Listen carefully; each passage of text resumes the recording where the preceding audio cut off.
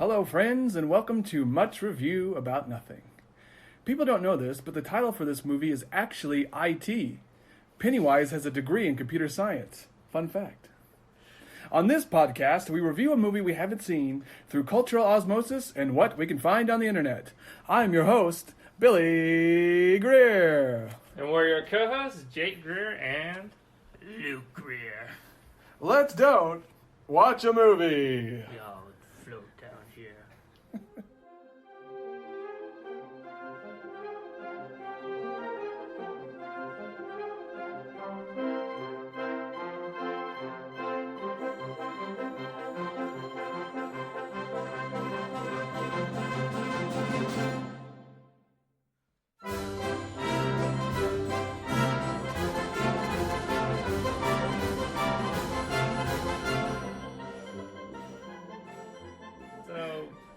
Kind of an introspection inspection. I don't really have anything. We've been stagnant for a while.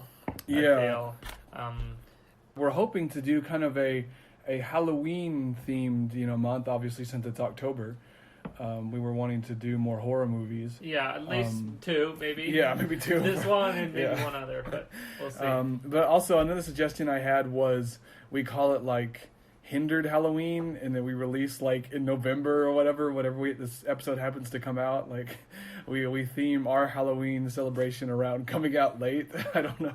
That's always something. Yeah. Well, maybe we could do it like in November 1st and have like an All Saints Day celebration. All you know. Saints. What does that even mean? Have a spooky Thanksgiving. Oh no, November 1st is All Saints Day. That's why we call it Hallows Eve. Yeah, that's true. Oh, I see. Okay, I get it now. So I don't know, anything else to bring up? I don't think so. We're gonna keep trying to get episodes out. We have several in the. It depends when this comes out. If this comes out first, let it be known that we have some other episodes in the tank. If not, I'll probably cut this out. Yeah, you can just so it won't matter. Slice and dice this. Yeah, but we'll put it up as Patreon content. Yeah. You can hear Billy's apology. Yeah. It's like our production is slowed down a little bit, but we're gonna keep doing it as best we can because we really enjoy it. We're in a recession right now, but we should be getting out. Yeah. So what movie were we doing again? Well, we are not going to be watching It Chapter 2. It? What is it? It's the movie we're going to be watching. It's the horror movie. I know it. With a cloud. We're talking about it, Jake. Oh, okay, it. Not that, or them, or they. It. But I have Who's on first? Yeah, I was about to say that. Classic comedy bit. Yeah. So yes, we're not watching It Chapter 2. And this is kind of interesting because we have seen It Chapter 1, or at least I have. You have. You guys haven't? I haven't. Okay, I wasn't sure who watched it. I just never liked Stephen King's movies, to be honest. Yeah, well, we're going to kind of discuss Stephen King a little bit, I think, in this episode. I know. I'm quite partial to The Shining, but that's about it. But that's so far removed from his original book anyways. That's true. Misery's good, and I think that's probably a little closer. Minery's Minery. I like Minery. What even is Minery? Do you think we'll ever get fans like her? I hope so. I wish someone cared enough about me to drag me into her house, trap me in a bed, break my leg so I can't do anything but write. That would be the perfect outcome for me. If only I could find a waifu like that. Kathy Bates is a dreamboat. Yeah, she's top tier waifu. Okay, well, we're gonna have some great discussions and reviews, and I think a quiz or two. But first, let's watch the review. I mean the trailer. We're currently doing the review. Okay, we're a little rusty. I haven't done this in a while. Let's watch the review. It's that scene in Spaceball where we just go to the podcast button and we start listening to it. It's like, what's going on? Where's the rest of it? Well, it's happening right now, Yeah, I have not. Always watched a review of it, chapter 2. That's the thing. According to the rules of this podcast, we could just watch a review and pair it with their findings. But no, I'm just rusty and probably have not gotten enough sleep. But we are going to watch the trailer, not the review.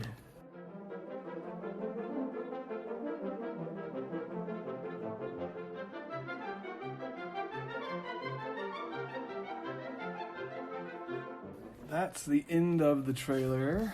It's the end of it. End of it. That's the end of it. You'll never get tired of these jokes, people. Look, it's the only one we have. Yeah. All right, so Where to begin on this one? We can start with the man himself, Stephen King. Stephen King. I guess so. That's probably a good place to start. So I've barely watched any of his movies. I've seen The Shining. I just remember tidbits about it from the old one, the miniseries, I think it was. Kiss me, fat boy. Yeah, that one. But like, in my opinion, most of the time the source material isn't that great. Like, I'm not really a fan of Stephen King at all. Yeah. Did you say you've seen The Shining? Yes. Okay. Yeah, that one's a classic. But like I said, it took so many liberties with it that Stephen King actually hates it. Yeah. So that's why that was good, probably. It's really, he just like the way he writes. Like, isn't he kind of a first drafter, basically? Yeah, he's kind of a pantser. He's a cocaine-fueled pantser is what they call him. He writes by the seat of his pants. I mean, to be fair, I don't think I've ever read a Stephen King book, so I can't really like critique him on that front. But from what I've always thought about it, from what I can tell, from what I've heard other people talk about it. Basically. He's a better like ideas guy than execution. Oh, he's like George Lucas. Like, like he's got a great imagination and he comes up with great premises. And he's like, okay, a book about an evil clown that eats children. Here's 700 pages. I'm coming off a cocaine vendetta. Or 1,100. Yeah, here's 1,000 pages. Yeah. Well, I always wondered, why was Pennywise an alien? Like, why isn't he just some sort of demonic being, that just hunts children? Like, why is he an alien? Is it trying to ground it, or like... Well, he's kind of tied into... I thought he was more Lovecraftian. Yeah, see, because Stephen King kind of has his own sort of mythos, which is tied in more to, I think, like the Gunslinger series. Oh, okay.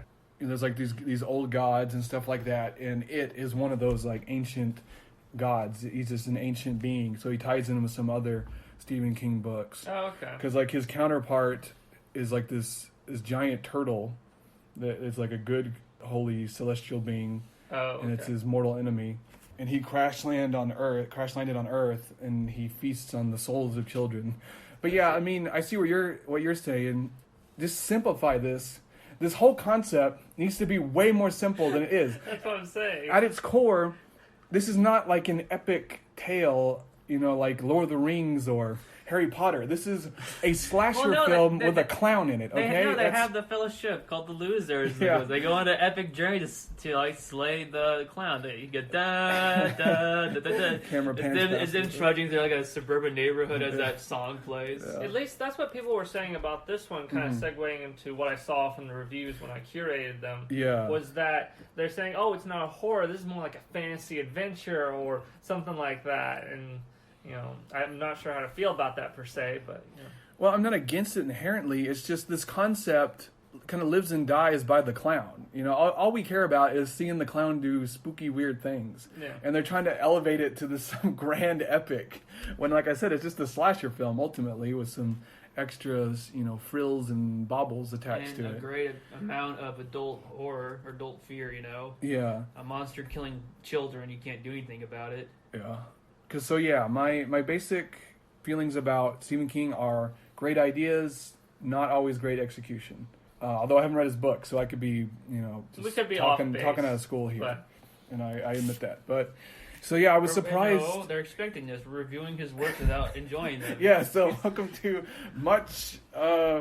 Still much review about nothing. Yeah, I guess. But like I've been talking about, this brand is transitive. We can do other stuff with this. We have a good brand. Yeah. Oh no, be judging a book by its cover. That would be the alternate. There we go. So Stephen King is awful, and I hate his stories. I never found the movies based off his work to be particularly scary or interesting. I just kind of seen weird and most of them were stupid. Garbage. Yeah, I know. But that may not be his fault. That may be the fact that they're just garbage movies.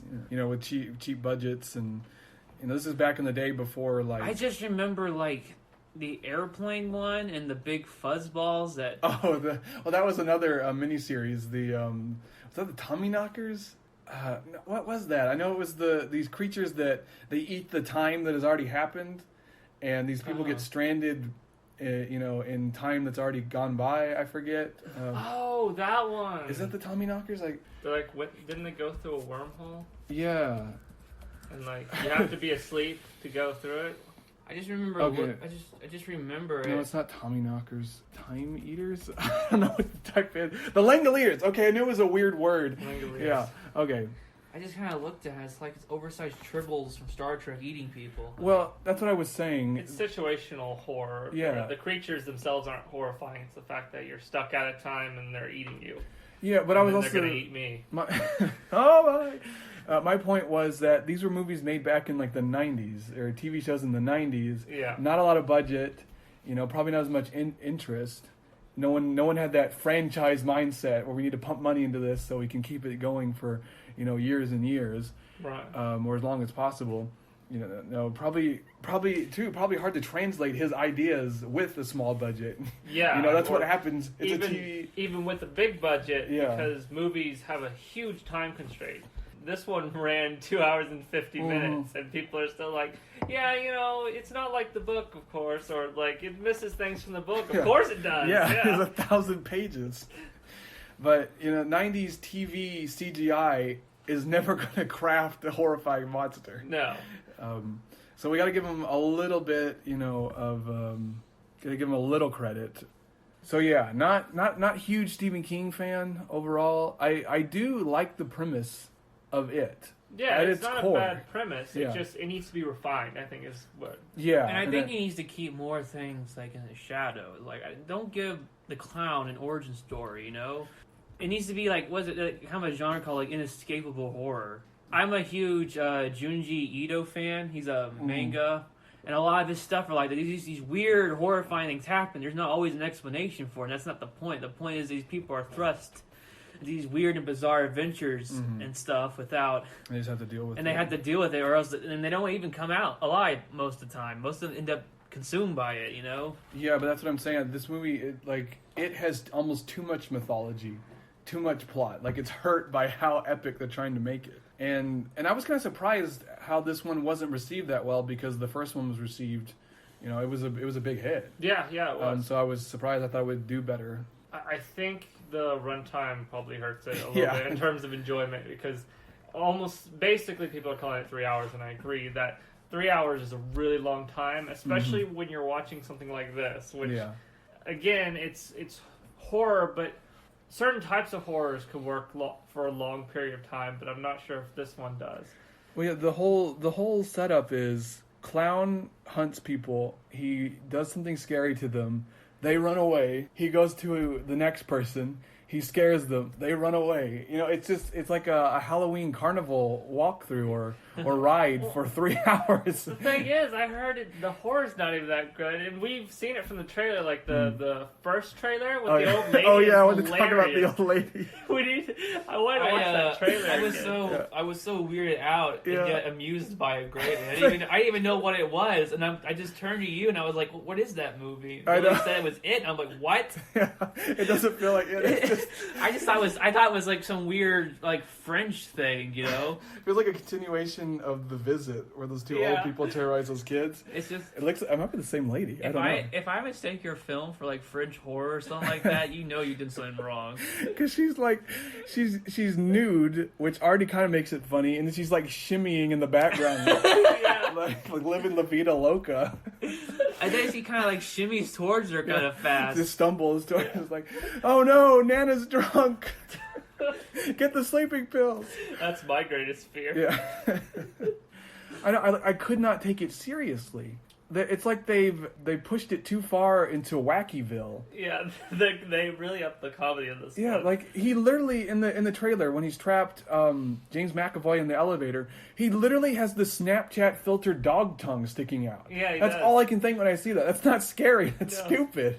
He looks way too cartoony. Yeah. He doesn't look like he's part of the world, and people were complaining about the CGI and stuff like that. But it just looks like a cartoon character. It looks like a Snapchat filter. It's like Space Jam, basically. Yeah, it's like he's got the same powers as when Michael Jordan stretched out to dunk the ball. Well, yeah, but it's just like they came into our universe just like that. Yeah, that's true. Yeah. Bugs Bunny and Isn't the Daffy second Duck. one Space Jam coming out like 2020 or something like that? I don't even know if that's gonna happen. I thought it was announced, but I don't know. But yeah, that's all I could think of, is that you just put a cartoon character, made him a little bit more horror themed. That's what you've done in this world. Now that's an idea. I don't know if we've said this before, but like a cartoon who's insane attacking people in the real world.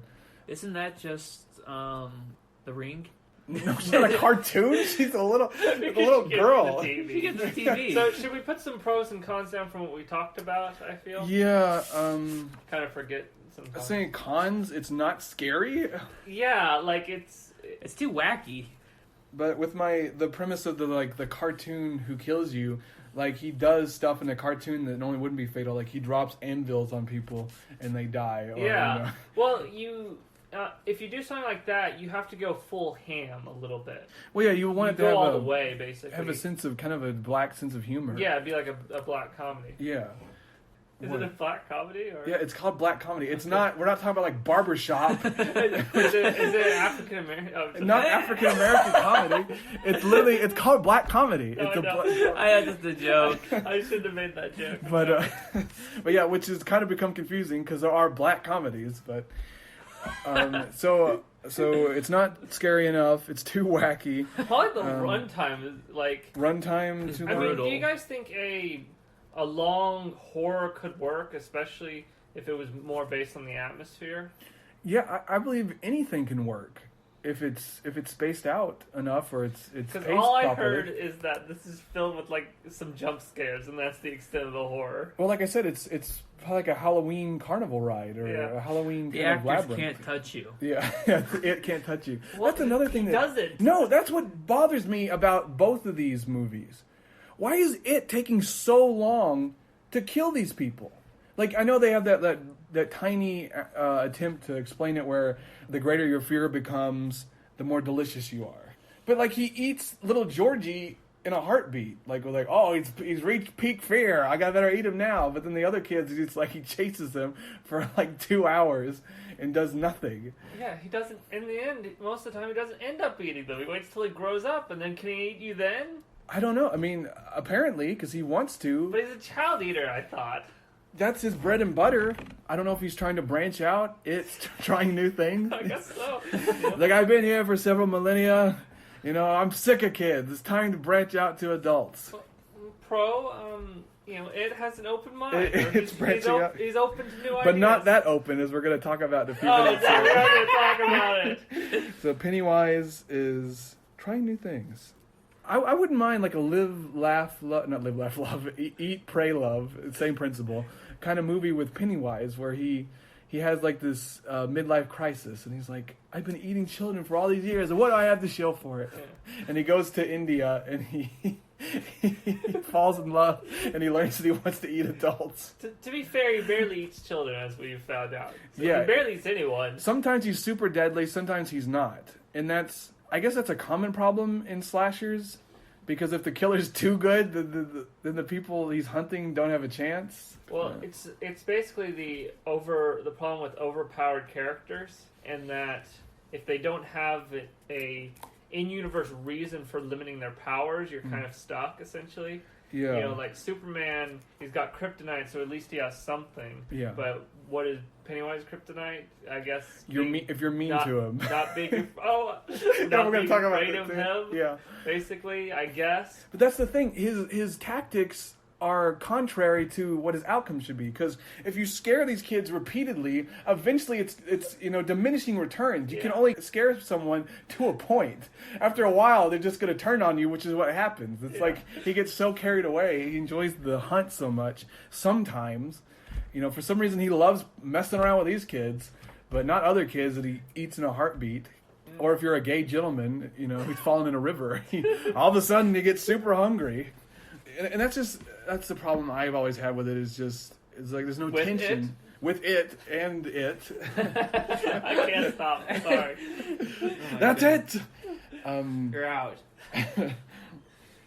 There's no tension after a while because, like I said, it's just a carnival ride. Yeah.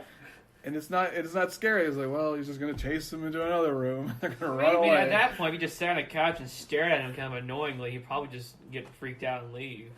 maybe he's really just in it for the fun of it. He's not in it for actually killing them. He might have to eat one occasionally to keep going. Well, Maybe he just kind of enjoys it, and he's not really super malicious. I mean, he eats one occasionally, but it's a case of blue and orange morality. He's just okay? We're gonna have to have a little ethics lesson well, here. blue and orange morality is where the creature's culture and ethics are so alien from ours, you can't really say that it's evil. That's true, yeah. And, he's just trying to To give him, them it's just the something game. in their lives, Something to be scared of, and, that way they're no longer stuck in a rut, What if we've misunderstood Pennywise all this time? That's what I'm saying. What if he's this delightful clown who's been sent to Earth to teach children a lesson and make them better, adults, make them stronger and less fearful?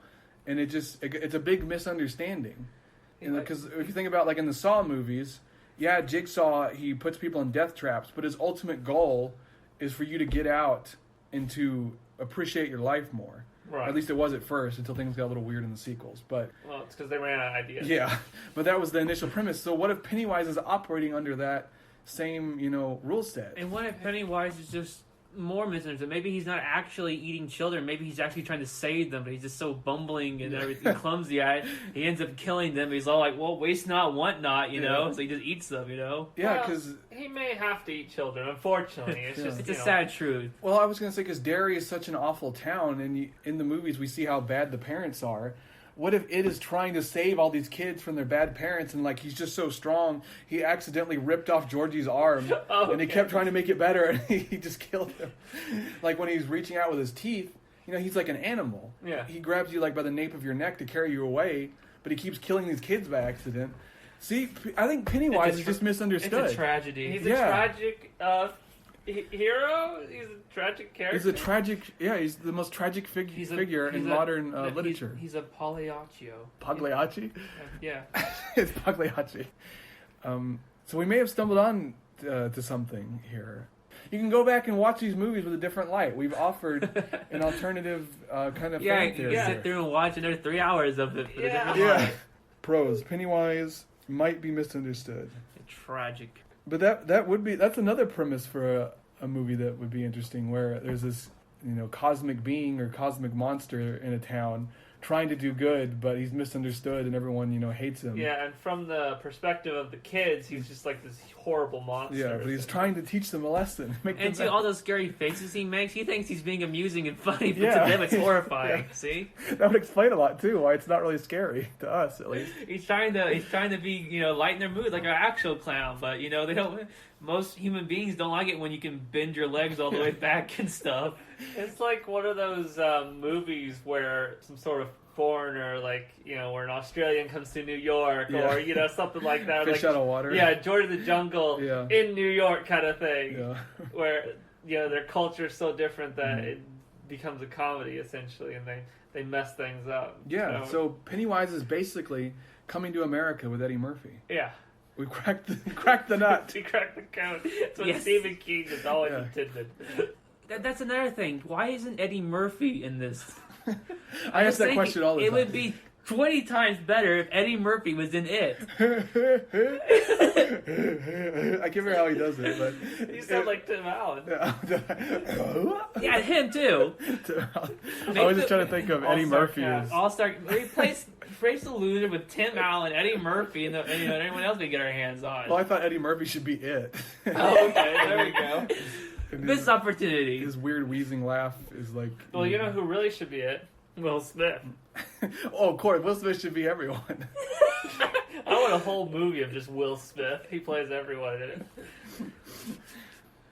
Do you have any articles? Also, we never announced we're in dynamic discussion. We never do. We're in dynamic discussions. Do you have any articles for us? I do. I just want to get to one more point. Okay. And I've noticed that with this franchise, I guess we'll call it, That's good. It always seems to fall apart when you get to the adults. Yes. That's what happened, because like in the original, not great, only really worth watching because Tim Curry is amazing and fun to watch. But the adult part is just wretched. I'm trying to. Is Tim Curry? He's Nigel Thornberry, right? Yeah. Yes. Yeah. Oh, great! Now it's ruined for me. Now when I think of it, I just think of Nigel Thornberry. And Slagar the Cruel. We'd have to read it, but is that because the source material of the adults is bad? Because if they were kids and they defeat Imp. Let's have another person here. His weasel little brother. I call him Pennywise. I can't keep calling it Pennywise. That's what he's really called. It has more impact because then the story is about kids overcoming fear, basically. Yeah, basically a boogeyman. Was one of my, that's one of the problems I saw. But also, in defense of the book, it's not linear.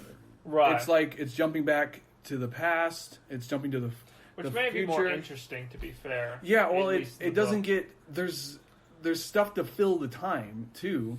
Because when it gets to the adults, it's just them, like, sitting around in houses and hotels, trying to figure out what to do next. At least that's what I remember of the miniseries. It's a heist movie that goes on for 3 hours. Yeah, it's like all the planning, but there's no heist until the last, 10 minutes, basically. This one also has flashbacks to the past. Yeah, it's this is, the more complete version of the story. That's what I've heard is it's basically an adaptation of it as a whole. They did the kids, and they just in the second one they just adapted it as a book. Because it has a lot of flashbacks. Yeah. Partly because everyone liked the kids stuff so much they didn't want to just totally forgo that. Yeah. But to me, it seems like the whole structure falls apart because they separate the elements out. And the kids part is always inherently more interesting because you said it fits more thematically with kids overcoming their fears. Yeah. And I think Stephen King's point is, for the adults, it's like facing past trauma. I think that becomes the through line. But when they're adults, there's nothing really to figure out. Just go back to the town and, I don't know, insult Pennywise till he dies. When you're an adult, I need to know more about this. You have much more power. Yeah, that's why it's less frightening. I only remember as a kid with the slingshot going, "This is a bazooka." Yeah, it's just like, what? Yeah, well, they're using their It ties them with the whole overcoming fears. They're using their imagination. Oh, they delude themselves. That's how I deal with fear. It makes sense thematically with the story. It's just it doesn't make sense for an adult to say this is a bazooka. It loses impact. Well, you know what? I was a kid, and you were all watching it, and I came in at the very end, so I was horribly confused what was going on. Yeah, that'll happen. I remember only tidbits, mainly the Chinese scene. Yeah. The Chinese at least in the restaurant. miniseries one, the guy who was talking to the moon, he was in the insane asylum. Oh yeah. I remember when Pennywise turned his head into a Rottweiler and attacked that guy. Oh yeah. And I was cracking up because it was just a regular dog head. Mm-hmm. There's a dog wearing a clown costume. Yeah. Yeah. That's why the original's worth watching because it's so goofy and campy. Pennywise is a lot less scary when they're adults because he's physically smaller than them. You could just punch him in the face at that point. I mean, he's a cosmic horror, but still. Because when you think about horror movies starring adults as the victims and stuff, you got Michael Myers or Jason Voorhees, really big guys, or even with Freddy Krueger. But he attacks you through your dreams. So you are moved to a state of powerlessness. Yeah. That's the point. Is that the horror movie is supposed to disarm you essentially at some point. You can be a kid, you can be and I guess maybe or... that's what they're trying to do with these weird, but there's no rules, so you don't know what Pennywise can do technically, because you think as powerful as he is, he could just kill you right then, which of course he won't do, as we've established. He's trying to teach them all a lesson. But yeah, I just feel like this demonstrates the inherent issue with the adult side, and makes me wonder why they didn't just adapt it like the book, if that's what they're going to end up doing anyways. Yeah. Because then everything would be paced out a little better, I think. You're already cramming 3 hours here. Yeah. I mean, you could have even split that in half. But Yeah. I don't know if that would really work. But well, I just adapt it as is and cut it into 2 parts. Don't try to do kids then adults. Adapt it as is? What's that? A sequel? That stars Imp, his weasel little brother. Oh man, the comic geniuses in here. Because I think what they start doing in this one is some ritual they have to do to kill him, but ultimately the ritual doesn't matter because killing Pennywise is just not being afraid of him. You don't have to do this dumb ritual, and it's just to fill time because there's nothing there besides. There's nothing between. Hey, the clown's back. Okay, we'll come back to Derry. Okay, let's go in his lair and just beat the snot out of him with Whatever. pipes. Pennywise barely shows up in this movie. I've heard there's only It's like like 10 minutes of footage. 2 hours, I think, is like them kind of bumbling around. And like maybe the last 50 minutes has like a couple of occurrences of Pennywise. Basically. Well, I think he appears throughout, but it's so infrequent. He's only has like 15 minutes of screen time or something. It's kind of mean for them. Maybe too little screen time for Pennywise is a con. I'm just looking at the headlines. Crazy adults beat up clown in his own house. Well, I guess it's kind of a spoiler, so sorry, but I found this amazing YouTube comment. It's by Jared Scott. I forget which video this is on. It says, "I can't believe I watched a 3-hour movie where the climax is a bunch of grown adults verbally insulting a tiny clown." That's what happens. Oh, wait, why are they insulting Germa? What does he have to do with anything? They throw shade at him until he shrinks, and then he's like a midget, and then he just dies. That's like that. Oh, really? Okay. Do we want to throw that in there as well? It's just a real short one. Sure. Okay. This is from Random Reviews, but it's such a short one. It's by Cat J Manas 1019. 5 out of 10. Cheesy movie, dumb ending. I'm a big baby when it comes to scary movies, and even I can say I wasn't scared. The jump scares were alright, but the CGI monsters just made the movie feel immature. Also, Pennywise is a flesh-eating clown with hypnotic powers, and they bullied him to death to defeat him. It was just such a corny scene watching Pennywise shrink as they say mean things to him. Wow, I don't even hate Pennywise or fear him. I just kind of pity him. Yeah, that kind of makes you feel sorry for him. It's a bunch of adults beating up this tiny clown. It's like you said, they get in there, they just punch him down. Yeah, I would love it ending like that. They kick him several times, It's like that scene from Kung Pao Into the Fist where they beat him with sticks. Yeah. They do that to Pennywise until he's just unconscious on the ground. Then they all kind of like awkwardly shuffle off. And then the guy comes back and goes, "This is bazooka!" Boom! Blows him up. See, I feel like, I know parody movies have kind of died out, but I feel like an It parody movie would be the funniest thing. It's already right there. Especially if it ended like that.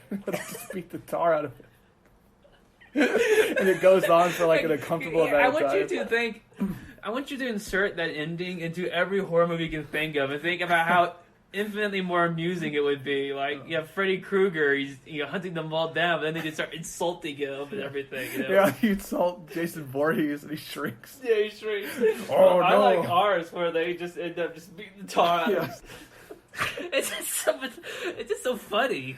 I mean, you can do a insult, I guess, to weaken if you can do it right. And I think a way to do it right is you don't have just Pennywise stand there and take it.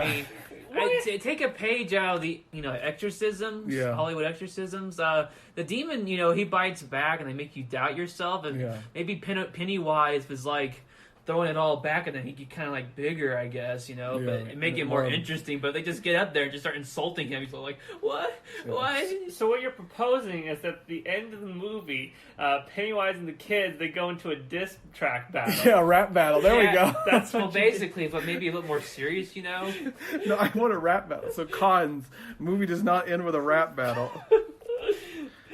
And two, another flaw I just thought of, it's just the same movie twice. What happens in the first chapter? That they ultimately chase him down into his hole. They stand up to him. They sort of kill him, but he doesn't die. Then they just do it again when they're adults, but this time he dies. It's the same story. That's the inherent flaw. Is the same thing happens twice. Yeah, it's unnecessary. That's why you just do the kid part, the one that everyone likes, and just call it there. It's too much money. I guess so. Because you could just repackage the same story over and over again. Then you have It Chapter 3. It's their kids. Pennywise is back. Same thing happens again. They just go down and insult them some more. It becomes a town tradition, and to go insult the clown. Yeah, you insult Pennywise until he shrinks, and then he's done. Then they kick him around a bit, I love the idea of where his existence becomes so mundane and everyone becomes so experienced with dealing with him that like every 27 years they just send a group of kids down to yell at him until he dies. Then they wait, then he's gone for that. It's like, we gotta do this chore again. Have you scared the clown today? No, I'll go take care of it.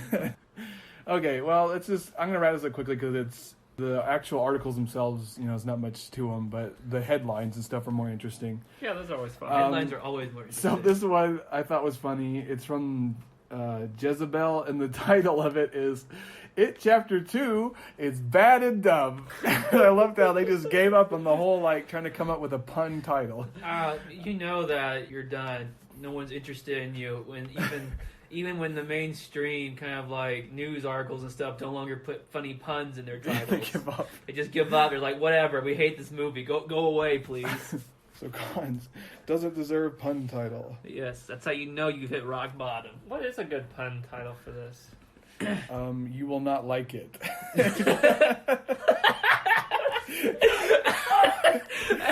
It's worse than you think. Oh my goodness. I don't know what I expected, but it's just funny for some reason. And then, okay, so on Much Review About Nothing, we pride ourselves in staying, non-political, non-anything for the most part. Neutral. Just comedy. That's We're- all we yes, care about. We're milquetoast fence sitters and proud of it. Yes. So what's going to happen next here? What I'm going to read next is not us giving any of our viewpoints or us espousing any particular belief or whatever. We're just discussing it for the sake of comedy. All right. Yes. It's 2019, so we got to say these things. So, in this article from the Washington Examiner, it expresses something I also feel strongly about. It says, "Stop trying to make It Chapter 2 about Trump." Oh. And this is a PSA. I couldn't think of the term. This is the PSA for everyone. It's quit comparing political people or politicians to fictional villains. Or if you're going to do it, pick one and then stick with it. Trump cannot be Darth Vader, Voldemort, and it. Okay, let's pick one. And Pennywise. If Donald Trump is Darth Vader, that means that he becomes a good guy at the end? Do they think... Okay, well, they're not... See, that's the thing. They're not always thought out. That's why you need... If you're going to do it, pick one that fits. And is consistent. To me, the one that fits the best is Biff from Back to the Future. I was going to say that! Because it's perfect. It's basically the same person. So, to me, there's your fictional tie-in. Yeah. Stay with that. My favorite, personally, is Chinese... leader and Winnie the Pooh. Winnie the Pooh, yeah. Yeah, that's my favorite. Okay, well now this podcast is banned in China. Thanks, Jake. Oh, I'm sorry.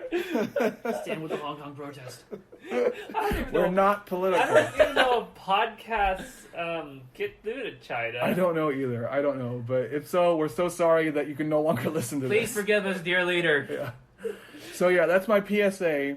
Let's quit doing it in general because lazy. But if you're going to do it, pick one. Do it right. Yeah, do it right.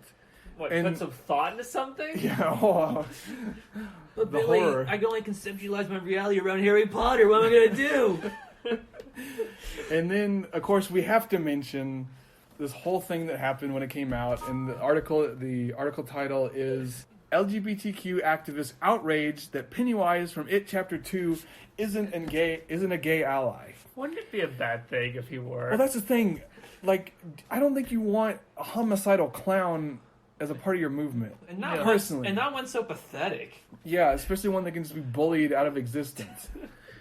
But this was a big to do. I mean, I guess it never really took off that about much. Nothing. It's a big to I can't say it. And it never really took off because it wasn't a big deal. But apparently at the beginning, this gay couple is attacked by people in the town, and they fall in a river, and then to add insult to injury, Pennywise eats one of them. And so now they're mad that Pennywise ate a gay man. Pennywise, he believes in equality. He eats people regardless of their background or anything like that. They should be celebrating. He's brave. Well, see, that's the thing. He is an ally because he would be showing them special, consideration. If he didn't eat that guy, he'd be saying, I view you as a different, I don't view you as a regular human. Yeah, so I'm not going to eat you. Yeah, but... See, Pennywise is a true ally. He treats everyone the same. He eats you no matter who you are. Yeah. And that's beautiful. And it's beautiful. My question is, why did Pennywise decide to eat him? I don't know. I guess I think the other guy died. The other guy died. Well, that's fine. He's an adult, is he not? That's the thing. It's like he's changing up his... Like we said, he had this like... was his fear maximized? What was his fear maximized too? The thing is that this happened in real life around the time that Stephen King... Well, yeah, Stephen King based it on a real event. So he wanted to be... So Stephen King threw out his established canon. He only eats children and wanted to make a statement. That's it. Yeah. Which, I don't... Like, I feel like maybe it was this opportunity. It was just hanging out on the shore... I don't know what he was doing. He was having a little beach party. He had his little stereo going. And he was just chilling. Well, he had a CD player, and in it was motivational speeches. You're the best. You're great. We know because Pennywise has very low self-esteem. Yes, that's why it was so effective. He scares people because he feels insecure about himself. Yeah.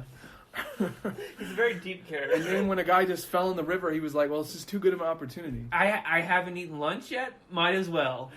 But yeah, that was, I don't know, it's just a crazy thing. Weird things happen to when movies come out nowadays. It can't just be movies. There's always going to be stuff. There's always a message. What other horrible monsters can be gay allies, I wonder? Like the alien? Can that be an ally? Or I don't know. I mean, he eats everyone too, so... I can't think of... Are we finding out that all monsters are allies? See, all monsters are allies. See, I guess that's the thing. Monsters are who we should strive to be, because they view everyone the same. They're the true egalitarians. You hear, folks. We all need to be monsters. Yes. Halloween slasher monsters. It's what you should aspire to be. Animalistic, bestial ones, like the alien and all that. Okay, well, I guess we'll move on to rando reviews. Yeah. We'll start with Damon Billiot. Says, this movie was bloody hilarious. Definitely worth a watch, but not scary in any sense of the word. It was bloody good. Had a good laugh watching this. As a rating for a horror movie, I'd give it a 1 or 2 out of 10. It was beyond awful, but it had a lot of elements that kept it enjoyable anyways. As I said, this was hilarious. There were several jump scare moments that had both I and the people around me absolutely dying, especially the grandma scene. So he feels the same as us. Yes. So takeaway here is it's a great comedy. Yeah, better comedy than horror. Yeah, let's put that as a pro-con because it succeeded as a comedy when it wasn't supposed to and failed at its intended goal of being a horror movie. It's like The Room. It's supposed to be a drama, and it turned into a comedy. I picked this one because it's pretty savage. All right, we got Worst Bomb. It's IMDb. He gave it a 1 out of 10. And it's titled Mediocre Trash. Oh, wow. Which I think is a bit of an oxymoron. But I mean, if the It read that, he would just die instantly. Yeah. To the people rating this movie 10 out of 10 and pointing at the book, you are not able to read a book, and your taste in movies is terrible. Ooh. Nearly 3 hours of pure trash. The bad one.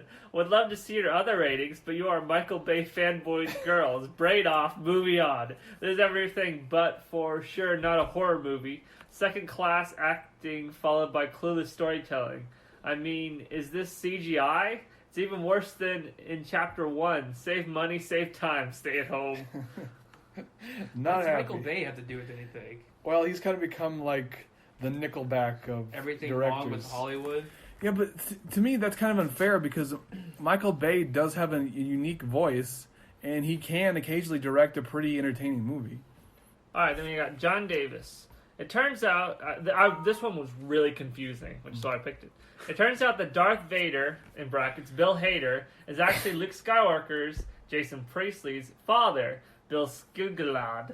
The middle act, Skarsgård. Bill Skarsgård? Yeah. The middle act runs too long and scares are too CGI reliant, but overall an enjoyable conclusion, an apt imagining of the sprawling source material. If you go into this having enjoyed the first film, you'll enjoy the performance. Standout subplot involving Harry Bowers, David Spade. Fancy Knife was a David Spade? The what? That's why I'm confused. David Spade is not in this movie. It might have been better if he was. Fancy Knife was superfluous as this sentence. Final rating, and then it's just a bunch of blank space, and then until nudie, and then P period afterwards. What? That's his final rating. Until nudie? ONTAL space NUDI. That's his rating. It's until nudie. And then later, like 2 lines down, P with the period. Is that good? I'm really confused about this one. Did he like I can't remember. Did he say he liked it or? The middle act runs too long, but it's overall enjoyable. I guess. So Until Nudie is like.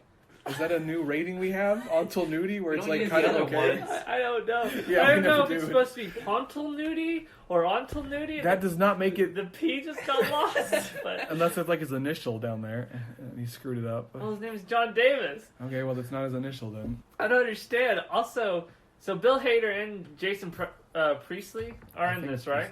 I think. And no, Bill Hader is. Why? And Bill Skarsgård is. Subplot involving Henry Bowers. David Spade. David Spade is not in this movie. Why is he talking about a knife? I don't know. Look up David Spade's knife. Why did he say fancy knife was superfluous? Superfluous? Superfluous as this sentence. What does that mean? I don't. I'm so confused. Did they use a knife in the movie and didn't do anything? I don't know. David Spade's knife. We have to find this out, people, to support. There's nothing. Wait, lights out with David Spade. Getting a used knife. What have we found here? we must let the people know of our discovery. This is just like, what is this? Is it a trailer? I don't know. It's a trailer. It's like, what is this? 5 minutes long. Wow. Oh, is this like his talk show? Yeah, okay. Because it's like getting a used knife for Christmas and the rise of meth caters. Standout subplot. Did he watch something else while he was doing this review and he just added it? He turned on Lights Out with David Spade and they just got combined. Well, I give that whole review an Until Nudie, whatever that means. Well, we don't know. Pro-con, David Spade might be in this movie. I can't find any info, but maybe it's like a secret. I don't know. Pro-con, depending on your feelings about David Spade. He might be in the movie, wielding a knife, which is ineffective. I guess. Really weird. Alright, then we have Sure Show Superman. That's all in caps, so that's good. It's Chapter 2, You Floats Too. Hello, friends. So much creepy, very scary, haunted, and most frightening movie. It Chapter 2 as more as It Chapter 1. It's a full package of scary horror. Thanks a lot to one of nice director, Andres Muscati, directed and gifted us this type of movie. This story, taken from famous writer Stephen King novels, most of acting credit goes to Best Actor Bill Skarsgård as villain It, Pennywise, evil scary clown ever. He is awesome acting, holding till the end. All actors and actress are superbly finished their own job. More heart-touching acting performed by James McAvoy and Jessica Chastain. So much beautiful, scary, some locations, very much more horrible costumes, graphic and music editing. It's showing for near about 3 hours, but you never bored till end. Here's your you can see a losers club. Unity friend defeated the evil It Pennywise clown. Some movie scenes, I must remember, like fortune cookies, changes to scary on table. 3 lights down, turn light into the dark, big shape of eaters of the world, Pennywise evil clown, 5,000 gallons blood in toilet, little girl with trust, Pennywise friend, etc. I've ever seen a very good, awesome, scary horror movie after Annabelle Creations. It's an adult type of horror movie. Go guys and experience twice the fright in IMAX. Thanks to all of you friends. Take care. I think it was written by a keyword bot. Yeah, like SEO optimization there, but also like a review written by a Star Wars alien. Very good director. Yeah. Gallons of blood, little girlfriend. Toilet. Yeah, all in caps. Wait, is it confusing several Stephen King novels, The Gallons of Blood? And No, all? apparently a lot of blood does come out of her toilet. Remember in the first? Oh, you never saw Keep it. reusing the same tropes. Some other reviewers were like, I'm not a bot, and I'm not paid. Here's my review, basically. So maybe that was a bot. Maybe we found one of those bots out in the wild. Because the only way we know you're not a bot is if you say you're not. That's a sure sign. Or paid. Or paid, yeah. Apparently, these guys get paid or something. To write reviews on their, I guess. On these random sites. Or list what you are before and your age. I'm a 45 Latino woman. This is my review. Alright, well that's all the reviews I have. And remember, reviews change lives. Yes, they do. And what about that? Did you finish your comment from that YouTube video you showed us? Or Yeah. Yeah, it was just... All right. He had never seen a movie where adults bully a clown to death, basically. All right. Well, let's jump into facts and follies quickly. We don't have too many. Yeah, and the folly section is just this movie. That was kind of harsh, Lee. I want to kill it. Well, it's funny.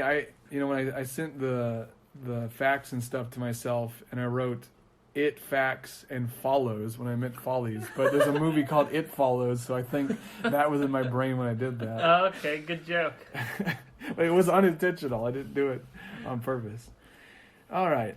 And I grabbed a bunch, but I think the ones that I've decided to use are the best.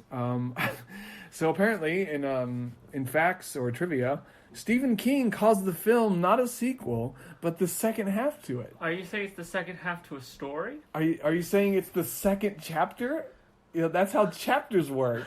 There's 1 and 2. It's not a sequel. It's an ongoing story divided into different pieces. So Stephen King is an author, as we can see from this. He knows how chapters work.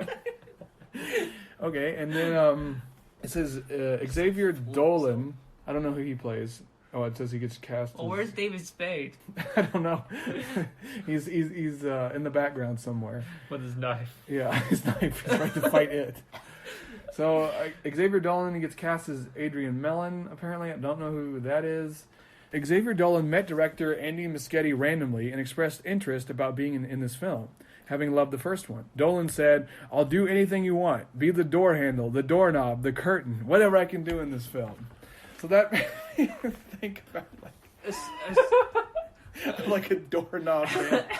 Like if we took the principles of a children's stage show.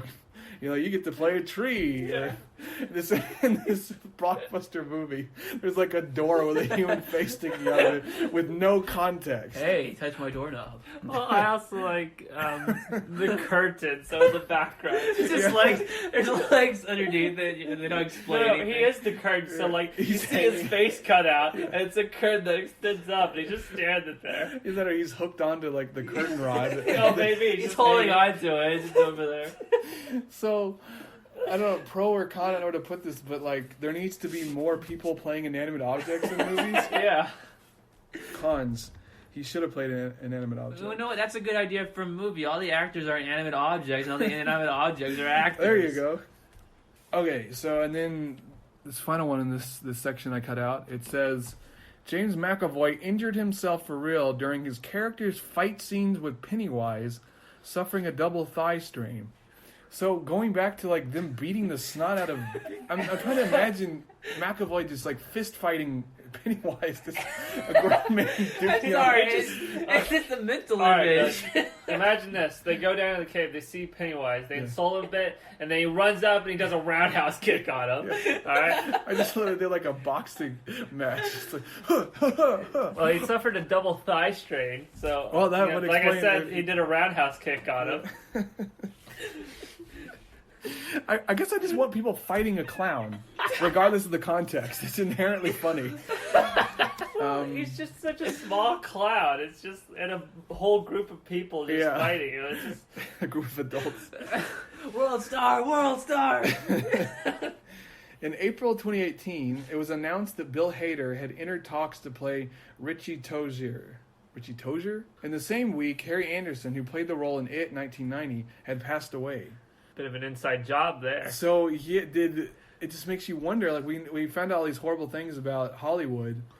Did he absorb his soul or the ability to play the character from the previous actor and then he died? Is that how that works? Well, maybe Harry Anderson, he was planning on coming back. It's gonna reprise his role. It's gonna be an old man. Everyone aged normally and then he aged awfully. He was an avid sun tanner and all that.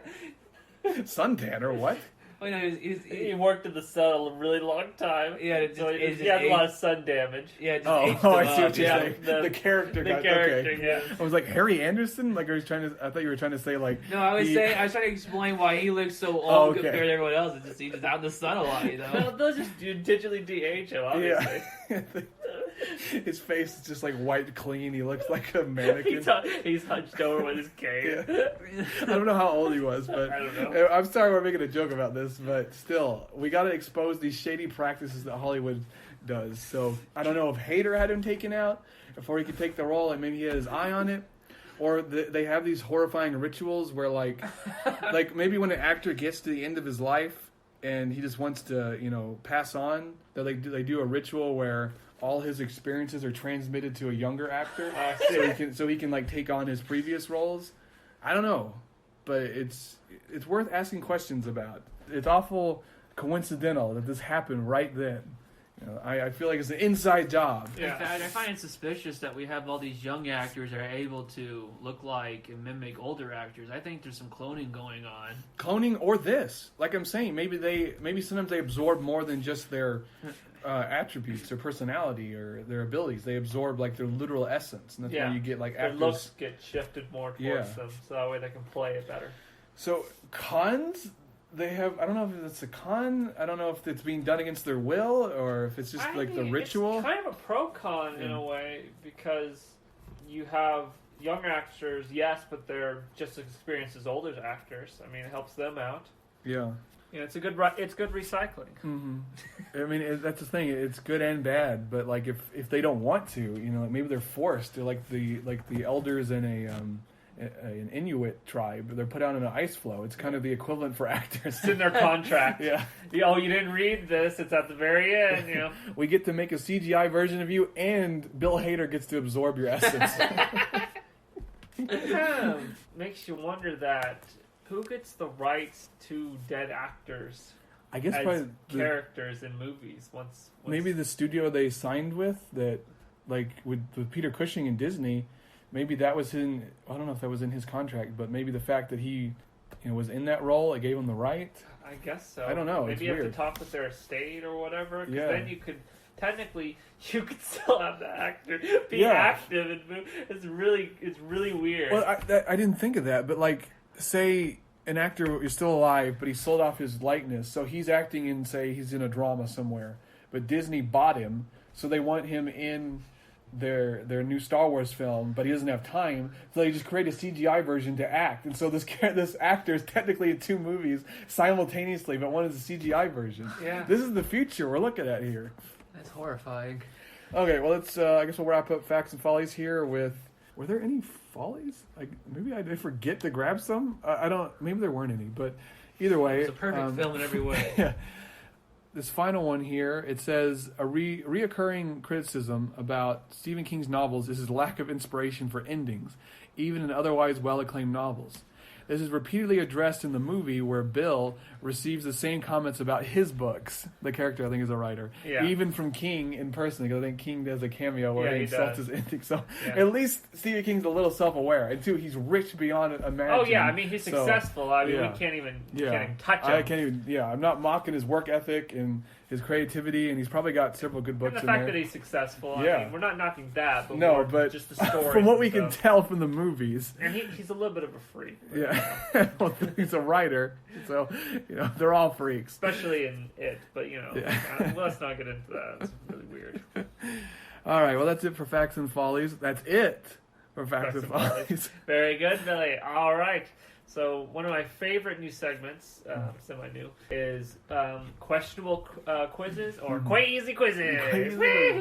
I got another one from Zimbio. I swear we've done one before. And it's, which It character are you? I think it's just kind of general, not necessarily for this movie. The first question is a good one. Want a balloon? Yes or no? Do we want a balloon? Wait, that's it? Yes.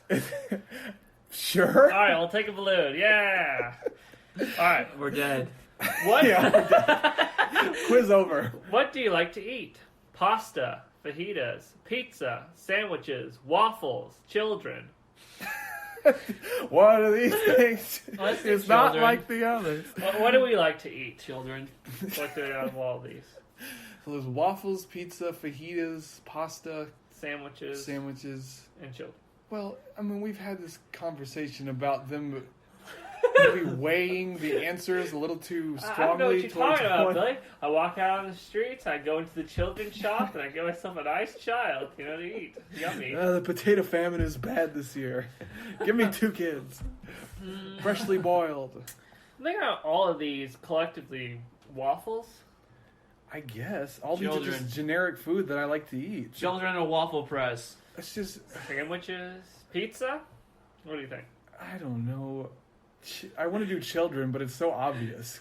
Well, let's ignore... Let's do waffles. All right, I like we'll do waffles. waffles. I like Waffles are all always those good. foods. I like pizza too. Yeah, we'll do waffles.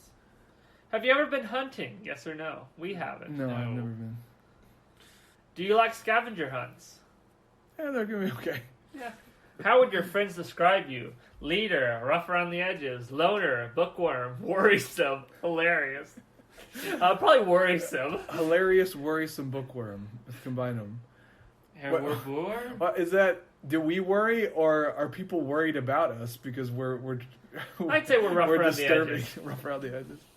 I don't know. What do you guys Those think? those children are worrisome. Those Greer boys are worrisome. They're gonna watch the Joker movie and just snap.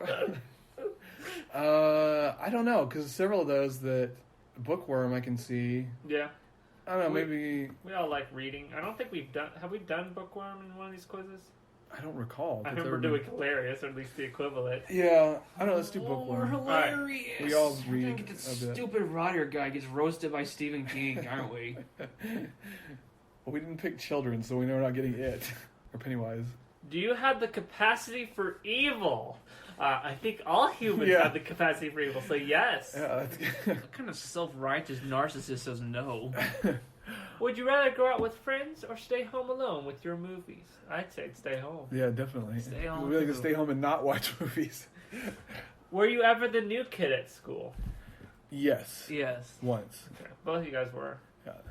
Not to get too much into our personal lives, but No. we We're going. Why are you guys so afraid to share anything? It's just the air of mystery about us. All right. Have you ever bullied someone? Yes. No. Does murder count?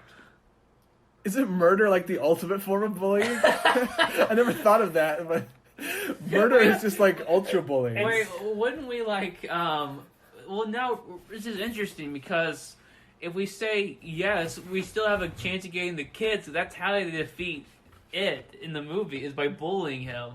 Well, yeah, that's the thing. In this case, bullying Pennywise is murder. Yeah, that's true. Well, obviously we haven't bullied anyone, but or maybe not obviously, but we're not bullies. We've killed someone. Yeah, but we're not bullies. It's strictly business with us. Yeah, I'm gonna say no. like what would have happened to you if you admitted you were a bully on a podcast? Would your fans turn on you? I don't know. Because we're not. What a bunch of bullies. We don't have anyone to bully. We've we never really have. yeah, that's true. I'm gonna say no. I was thinking about, okay, we'll reveal more about our lives. We were all homeschooled, so Okay, us bullies. So I guess technically, little brother spats and fights. Technically, bullying. I don't know. I don't know because bullying is more systematic. Yeah, There's more- a spectrum to bullying. It's more like we all just messed with each other. Yeah. I don't know if that's bullying, but All so right. yeah, we have murdered someone. We have not bullied anyone. Won't tell you who. Which one did you pick? No, No, okay. Well, that's we fine. didn't. We got to be truthful. On Yeah. these. All right. Have you ever had one of these problems? Poor eyesight, sweaty hands, stuttering, asthma, chronic hiccups, or cannibalism? That age-old problem. So- Oh man, little Jerry, he started cannibalism. It's an awful habit to fall into. Will we get Richard Dawkins if we keep doing the cannibalism stuff? I'm good gonna for the say environment. probably poor eyesight. Yeah, All of us We all were- wearing I- glasses or contacts as we speak. Yes. But I thought it'd be funny to do we love waffles and then we're also cannibals. We make waffles out of human flesh. Yeah, we don't pick eating children, but we pick cannibalism. Yeah. What do you stress about? Clowns, germs, heights, water, death, everything. You don't stress about those per se. You fear those most of Yeah. the time, but Then you you- don't stress. You stress when you're in the situation. I guess. Let's do everything. Everything. Death, you know, is a... Yeah, well, I come to everyone's terms with my own mortality. Alright, so everything, because everything is stressful. Yeah. Life is stressful. Yeah. Oh, we're millennials. Yeah. How do I click book? I hate wife. Like boomer humor. Who's your favorite Christmas story character? Ralphie, Randy, Old Man Parker, or Scott? Scott? Yes. How's that It's a spelled? Christmas story. It's that movie. It's the... Why this has showed up in the It quiz, I don't know. Why would you like Scott? He's just the bully. I guess if you pick bully, you would like Scott. I'm thinking Old Man Parker. Sure, I forget what he does. Well, I understand. I don't know. Well, would bullies like other bullies, or would they just kind of fight each other? They were trying to bully each other, you know? I don't know. I mean, if bullies sometimes unite against a common, well, I wouldn't say enemy, but a common target. Yeah. So they're kind of like villains in that they'll join like an injustice league, but also they'll fight each other. They're kind of just random. So in the end, going back to It and Pennywise, that the bullies really just prepared the losers to bully Pennywise. So, Yeah, so the bullies are the true heroes of the Pennywise yeah, story. they were actually secret masters trying to teach them the secret techniques of how to defeat Pennywise. Like Pennywise, they were also misunderstood. Yes. Everyone in this movie was misunderstood. So are we good with Old Man Parker for whatever reason? Fine. I don't know why that's happened. I haven't seen that movie in a while, and I forgot what his role was. Where did you grow up? City, suburbs, farm, orphanage, streets? I was not born. I just was. Wow. That one, no. Probably a farm. How are you born on the streets? Like, Where did you grow up? oh, you grew up on the streets. We're on a farm. We were drug dealers. We grew up on the streets. Yeah. I guess a farm? Farm's the closest. Because we lived most of our life technically on a farm. Yeah. It's kind of being too generous to what it was. We lived in the country basically, so I guess We had animals. that's the thing. But like when you say farm, people conjure up this image of like a barn and a ton of acreage. We had a barn. Oh, We tried to make a barn. It didn't turn out very well. No, it was like big metal rings that you set up like you're building an arch, and it just failed miserably. It made you hate it whenever you looked at it. But I guess farm is Closest. because we lived in a normal house in the country and we had animals, but I don't know. It's hard to describe. I wouldn't just automatically say a farm. It's farm-ish. Farmish. We have... Did your parents make you insane as a kid? Yes? No? I never had parents. I don't know. Define insanity. This simple quiz about it is bringing up a lot of traumatic memories for me. When my family drove me to insanity. I don't think so. No, but if we were crazy, we wouldn't know. So, but I'm going to say no. How do you make people laugh? I tell jokes. I swear a lot. I fall down on purpose. It's never intentional. I murder their family members. Oh, he killed my family. What a cut-up. What kind of deranged lunatic writes these quizzes? I don't know. Oh, you said a ton of swear words in a row. What a card. He fell down, go boom. I'm just going to say I tell jokes. I guess. It's the Chris Farley answer is the falling down.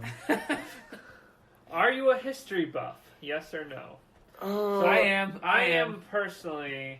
I mean, it depends on the history. I'm probably the least buffy about it. I'm the least buff here when it comes to history. Yeah, but I do enjoy learning about histories. Okay, so, I think that's a consensus of yes. Yeah. I enjoy going to museums to expand my galaxy brain. Does listening to Sabaton count as being a history buff? Yes. So, are you often the only boy/girl in your group of friends? Yes, no, what friends?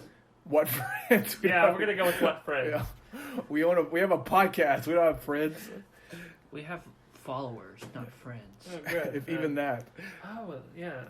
What's the best Stephen King book? The Shining, It, Misery, Pet Sematary, The Dark Tower series, Needful Things. I forgot Pet Sematary was one of his. Yeah, which is not that, I can assure you. No. You said Misery. Misery's good. I think I agree. But you gotta go Shining. I mean, I know it's cliche, but like it's a masterpiece. one of Kubrick's best movies. You gotta go. Well, this is the book. Oh, books. Yeah, books. Oh, okay. Well, in that case, I guess we'll go with Misery because it's. I mean, if it's even. Well, I don't. It is like 1,000. You have to give up like a quarter of your life to read it on principle. What do you think, Luke? Misery? Sure, Misery. Why not? All right. That's what I feel right now. Going to this. Though I have been interested in like the Dark Tower Gunslinger series. It seems interesting, but yeah. Okay, it's fine. That's fine. Where do you seek solace? Family, friends, pets, therapists, in the sewer. All I can think of is eye dubs. Crawling around in the storm drain. Yeah. Sewer pickles. Just love the idea. I don't have access to a sewer. When I'm feeling down, I crawl into the sewer. Do sewer. Alright, we're gonna do the sewer for our last one. I love it in the sewer. We're Mike Hanlon. Okay, which one is that? There's someone. This guy. Oh, okay. He's the guy who calls everybody with the back black in. kid. Okay. You know. Which they took that. I don't think that. Wait, are we racist now? What do you know? We racist? Well, we appropriate this black kid. We became him. I guess so. We're culturally appropriating his essence. We did the dark ritual. We yes, became we this did. That's actually it. You just take a quiz on the person. Yeah, that's it. We figured it out. Alright, here's what it says. You've dealt with your share of adversity, but you remain a steadfast, intelligent person who'll stick his neck out for his friend in need. You love history and have a knack for remembering details. You don't usually do well socially, but you have a small group of friends, and that's all you need. Your family hasn't been there for you, so you work to find your place in life. Which some of those things I feel like are pretty accurate. Yeah, they are. Except for the parents. I mean, I have good things to say about my parents. Yeah, they haven't driven us to insanity. I think we've driven them to insanity, but yeah, I was saying like I think he is the one who calls them back, but they kind of conflated his role with the heavyset kid because I think it was Hannigan who was the history buff, I think, but they gave that to the heavyset kid. I can't remember from the first, but either way, it doesn't matter. I don't know enough. Yeah. All right. I think that was a good one. Well, the funny thing about this episode is it's getting close to being as long as the movie. Well, it's not that long, but it's turning out to be one of our longer episodes. Well, we can go ahead and wrap up. We had a very long first part. Yeah. That was unintentional. I just couldn't get out of it. Yeah. I'd say our first part was better than the second part. Yeah. It's like... I don't agree with that personally, but we can have the reverse it problem where the second half is better usually. Yeah, no. All right, well, let's tally up what we got so far. I forgot we have to review this movie. I know. Most of the time, we didn't even talk about this movie. We talked about the previous. Yeah, because what we've seen. So, okay, let's see. Starting with the cons. It's not scary. It's a little too wacky. The runtime is way too long. Too little screen. I wrote too little screen-wise, but I meant too little screen time for Pennywise. Screen-wise, the movie cloud. It's screen-wise. There's not enough Pennywise. Man, my brain is fried. The movie does not end with a rap battle, which is disappointing. And apparently it's so bad it doesn't deserve a pun title. It was just called Dumb and Boring by Jezebel. Yeah. And Dolan should have played an inanimate object. Xavier Dolan. Yeah. I still think that... I mean, it is a pretty good ending. If, like they go down there and they just beat the tar out of Pennywise. Yeah, that is a really good ending. I'm hoping they like Goomba stomp him like Mario once they shrunk him far enough. Yeah. Step on him. Pros, not many, mainly involving Pennywise. This one may be a little divisive, but Pennywise is kind of open-minded, open to change. As we said, he went on that Eat, Pray, Love style trip. He broadened his horizons to go after adults. I think, because we don't have one yet, I think Pennywise should go in our VIP. Yeah, I really think you're right. I really come around to like appreciating him and understanding his struggle. He's got low self-esteem. He's just trying to do the right thing, but it always blows up in his face. And then at the end, he just gets bullied to death. Yeah, I mean, it's a tragic tale. Bullying is no laughing matter. Maybe we can resurrect him by putting him in our VIP list. Maybe. I don't. That's not how this works at all. But sure. It's another dark ritual we're trying to do. You think we can resurrect him by complimenting his corpse? Yes. Hey, it's like a fairy. If you believe in a fairy, they come back to life. When he's bullied, and that kills him. If you praise them, he comes back. Yeah, and like when I said when he branched out to eating adults, maybe that's not correct. Maybe he's learning how to help adults. Maybe he's too afraid. Maybe see that was his good-natured self is what led to his downfall. Like he knew that dealing with adults was more dangerous than trying to help kids. Because like when an adult doesn't is scared, they like get the authorities or they attack you. Yeah. And that was his downfall, was trying to help these adults, and they turned on him and insulted him until they could crush him like a Goomba. So yeah, I think if fairy rules are correct, we should all say a nice thing about Pennywise to help revive him. Yes.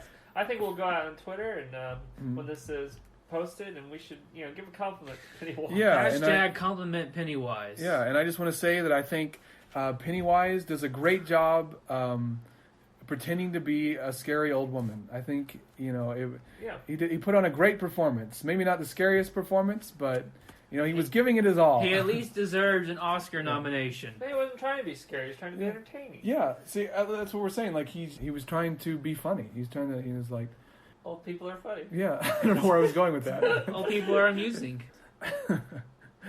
All right. Well, pro cons. Yeah. So, kind of tying in with that, the movie seems to be a better comedy than it is a horror film. Yeah. And that seems to be the case from what we're discovering. And David Spade might be in the movie wielding a knife, depending on how you feel about David Spade. I know he's lost some points with people because he's in those awful Adam Sandler films. But if you still like David Spade, he's in it, possibly. Is that where he is?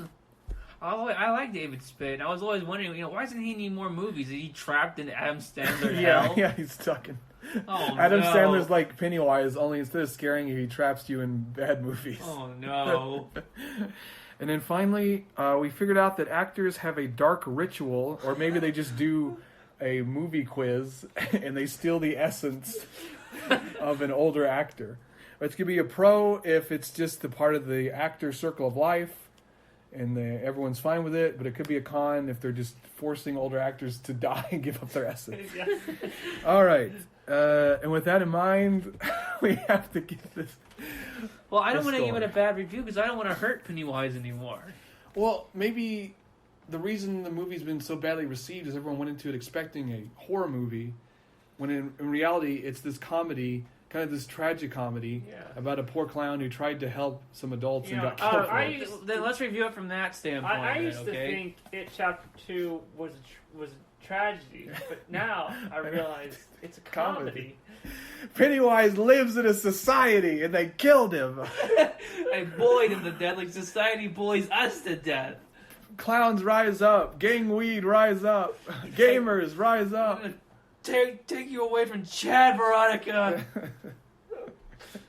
So, yeah, I feel like we've found the correct interpretation of this film in order to make it more interesting. And we will review it as such. To fully appreciate it, what it's trying to do. So, do you guys have a review? Because I'm still trying to kind of... You know what? I'm going to go for an 83. It's funny, but it has this kind of like a tragic tinge to it with Pennywise and all that. But it seems like a barrel of laughs. I like a high. I'm going to go with a 76. And it has a good message on anti-bullying, I like Pennywise a lot. He's become one of my favorite characters. I dislike it, the fact of how he's treated in the movie, but I understand that's supposed to be his arc and his story. But, sometimes there's just no happy endings. Yeah. Mm-hmm. Well, it's a tragic comedy. Yeah. It's got comedy in it, but ultimately it's tragic what happens to him. So... How long is the movie exactly?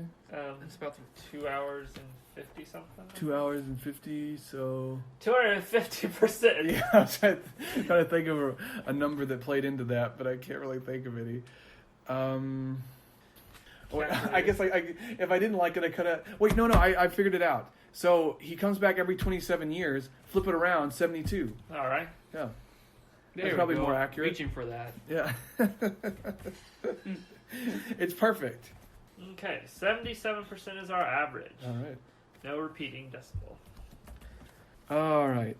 So, on Rotten Tomatoes, the movie got a 63 from audiences and a 78 from critics. Wow. So this is pretty close on both fronts. Maybe they were just so delirious. But they obviously walked- the critics won because they got their own one away. Wait, isn't the audience? Oh yeah, that's the audience. I've got it reversed. Sorry. So critics are 62%. Okay. I need to go to sleep. I give up. I'm done. Well, maybe that's why it has a high rating, is because the people that go in there, there's so much of it, they come out and they're going to have delirious. They're like, oh, I think that was a good movie. I mean, it has to be right. I sat through 3 hours of that. All right, so the audience won with 78%. Put them on our VIP. They haven't won in a while. This Yeah, I is know. interesting. What's What are this they with nice? Pennywise? I don't know if we're damning them or Yeah. maybe gonna give them a little bit of laughs, you know? Yeah. All right, this has gone on for long enough. Let's get out of here. Apparently, I'm not fully awake. So, thank you for listening to Much Have You Found Nothing. Thank you so much. As always, you can contact us at muchofyouan@gmail.com. We're on Twitter @muchofyouan, and you can follow me. I changed my handle. It's now @supergruesome. It's unfortunately, you have like 20 episodes of me saying it's @BDGruesome. It's not any longer. It's @supergruesome. It's fine. No one listens Yeah, to that. yeah. So not enough people listen for it to matter. So hopefully, everyone will, not be taken aback by the change. So yeah, give to our Patreon if you can. We're always thankful for your support. That's /MRAN on Patreon. And thank you, as always, for listening, despite all our many screw-ups. Yes. I've been your host, Billy Greer. I've been Jake Greer. I've been Luke Greer. Bye. Bye. Bye.